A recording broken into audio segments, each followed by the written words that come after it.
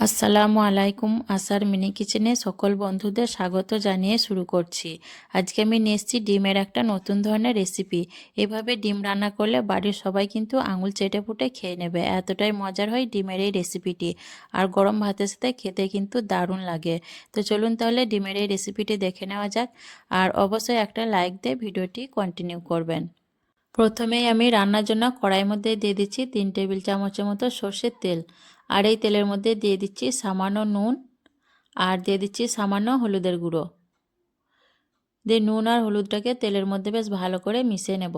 আর তেলটাকে বেশ ভালো করে গরম করে নেব। তেলটাকে ভালো করে গরম করে নিয়ে দিয়ে দিচ্ছি সেদ্ধ করে রাখা ডিমগুলোকে দেখুন আমি 2 পিস করে কেটে নিয়েছি। আর এখানে আমি 3টে ডিম নিয়েছি, আপনারা চাইলে ডিমের পরিমাণটা বাড়িয়ে বা কমিয়ে নিতে পারেন। তো ডিমগুলোকে দেখুন একটু হয়ে আসার পর আমি একবার ডিমগুলোকে পাল্টে নেব। আর ডিমের 2 পিঠ বেশ ভালো করে আমি লাল লাল করে ভেজে নেব। আর ডিমগুলোকে আমি একদম লো টু মিডিয়াম ফ্লেমে ভেজে নিচ্ছি।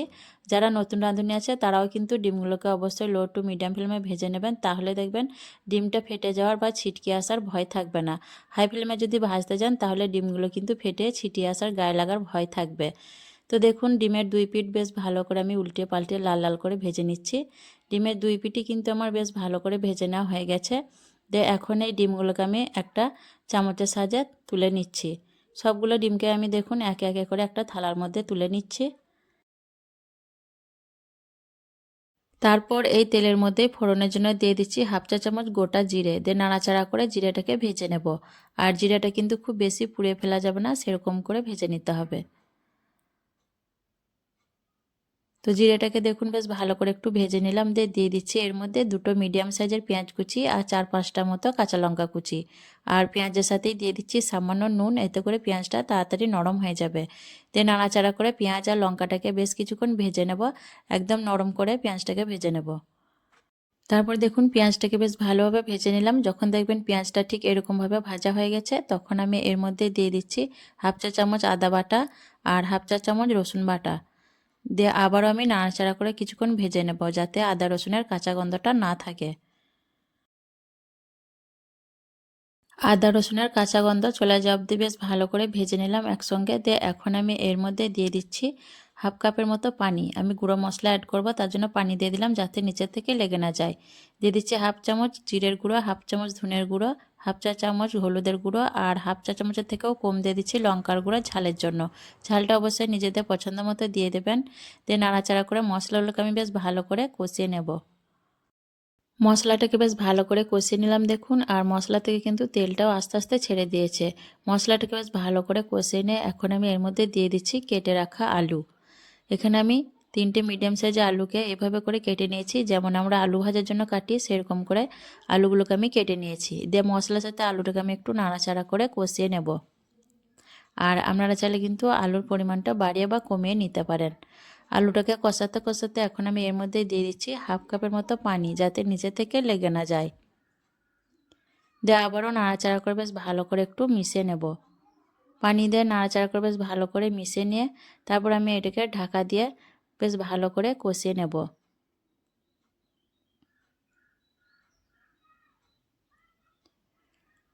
আর মাঝে মধ্যে আমি ঢাকনাটা খুলে একবার করে নাড়াচাড়া করে নেব, যাতে নিচে থেকে লেগে না যায়। ভালোভাবে নাড়াচাড়া করে নিয়ে আবারও আমি এটাকে ঢাকা দিয়ে হতে দেব।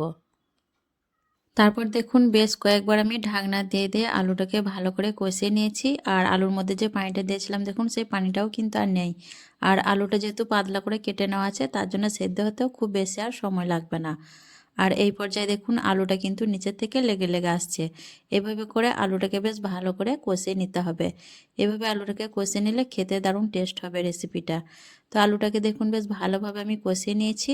আর আলুটা যখন দেখবেন নিচে থেকে এরকম লেগে আসছে, বুঝে নেবেন ভালোভাবে কষানো হয়ে গেছে। দিয়ে ঝোলের জন্য দিয়ে দিলাম 1 কাপ পানি।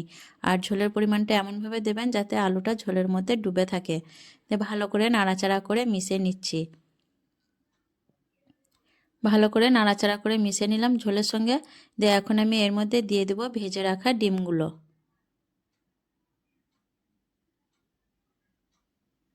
ভেজে রাখা ডিমগুলো দিয়ে দিলাম, দিয়ে ঢাকা দিয়ে আমি 5 মিনিটের মতো হাই ফ্লেমে রান্না করে নিয়েছি। দিয়ে ফিরে এলাম, দিয়ে এখন দিয়ে দিচ্ছি 2টো কাঁচা লঙ্কা চেরা, এতে করে সুন্দর একটা ফ্লেভার হবে। আর দিয়ে দিচ্ছি বেশি করে ধনেপাতা কুচি, একদম টাটকা ধনেপাতা, খেতে কিন্তু বেশ ভালো লাগবে। আর ধনেপাতা না থাকলে গরম মশলার গুঁড়ো দিয়ে দিতে পারেন। আর দিয়ে দিচ্ছি স্বাদ মতো নুন, নুনের পরিমাণটা কম হয়েছে তার জন্য আমি নুনটা দিয়ে দিলাম। দিয়ে এভাবে করে কড়াইটাকে একটু নাড়িয়ে নেব, হাতা দিয়ে আর নাড়াচ্ছি না, এতে করে ডিমগুলো ভেঙে যাবার ভয় থাকবে। নাড়িয়ে নিয়ে তারপর আমি দিয়ে দিচ্ছি ঢাকা চাপা দিয়ে 1 মিনিটের মতো রান্না করে নিয়ে গরম গরম আমি পরিবেশন করে নিয়েছি। তো এইভাবে অবশ্যই একবার ডিমের এই রান্নাটা করে দেখবেন, গরম ভাতের সাথে খেতে কিন্তু দারুণ মজার হয়। তো কেমন লাগলো আজকের এই নতুন ধরনের ডিমের রেসিপিটি অবশ্যই কমেন্টে জানাবেন। ভালো লাগলে লাইক কমেন্ট শেয়ার করবেন, আর নতুন বন্ধু হয়ে থাকলে আমার চ্যানেলটিকে সাবস্ক্রাইব করে আমার পাশে থাকবেন। আসবো আবারও অন্য কোনো রেসিপি নিয়ে। সকলে ভালো থাকবেন, সুস্থ থাকবেন। আল্লাহ হাফেজ।